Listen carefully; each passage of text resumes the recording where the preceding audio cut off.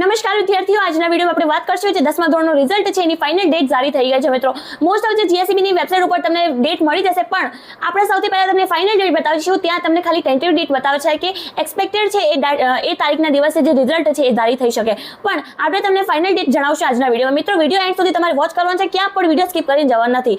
Most of આપણે જે student આપણે શું કરીએ કે દર વર્ષે આપણે જે આપણા ચેનલ છે એના ઉપર આપણે જે ફાઇનલ ડેટ છે બધા સ્ટુડન્ટને જણાવીએ છીએ. આ વર્ષે તમને જણાવવાના છે કે જે ડેટ છે આપણી શું છે. ઘણા લોકોને અત્યાર સુધી ખબર જ નથી કે જે 10મા ધોરણનું રિઝલ્ટ છે એ ક્યારે આવશે, અને ઘણા લોકોને તો ચિંતા છે જ નથી કે એમનું રિઝલ્ટ આવશે કે નહીં આવશે, ક્યારે આવશે નહીં આવશે, કઈ ચિંતા નથી. તો કંઈ નહીં, તમે તમારા મજા મારો, અને જેમને ચિંતા છે એમના માટે આ વિડીયો છે.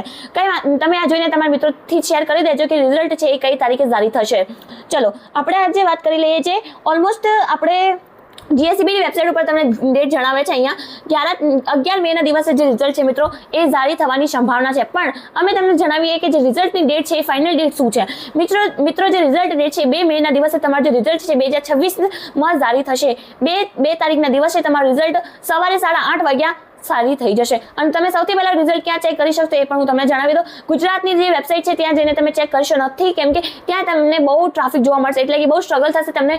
આપણે સર્વર ડાઉન થશે તો એના કારણે તમે ત્યાં જઈને ચેક કરી શકશો નથી, પણ હું તમને એક વેબસાઇટ જણાવી દઉં જ્યાં જઈને તમે સૌથી પહેલા જે રિઝલ્ટ છે એ ચેક કરશો.